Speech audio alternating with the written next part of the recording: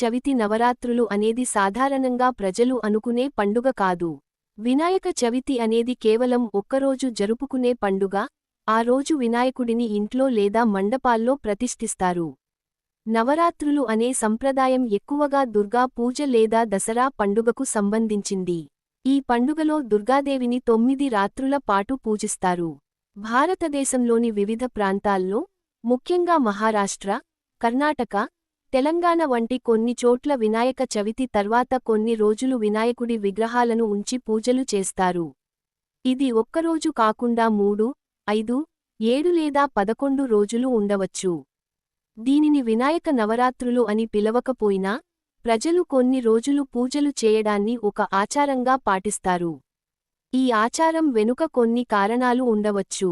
సాంస్కృతిక వారసత్వం, దుర్గా పూజ నవరాత్రుల స్ఫూర్తితో, కొన్ని ప్రాంతాల్లో వినాయకుడిని కూడా కొన్ని రోజులు పూజించడం మొదలుపెట్టి ఉండవచ్చు. భక్తి, భక్తులు గణపతిని ఎక్కువ రోజులు తమతో ఉంచుకోవాలనే కోరికతో ఈ ఆచారాన్ని పాటించవచ్చు. సామాజిక కార్యక్రమాలు, ఎక్కువ రోజులు ఉత్సవాలు చేయడం వల్ల భజనలు, సాంస్కృతిక కార్యక్రమాలు, మరియు ఇతర సామాజిక కార్యకలాపాలు నిర్వహించడానికి అవకాశం ఉంటుంది. కాబట్టి, వినాయక చవితికి నవరాత్రులు అనే ప్రత్యేకమైన నియమం లేదు.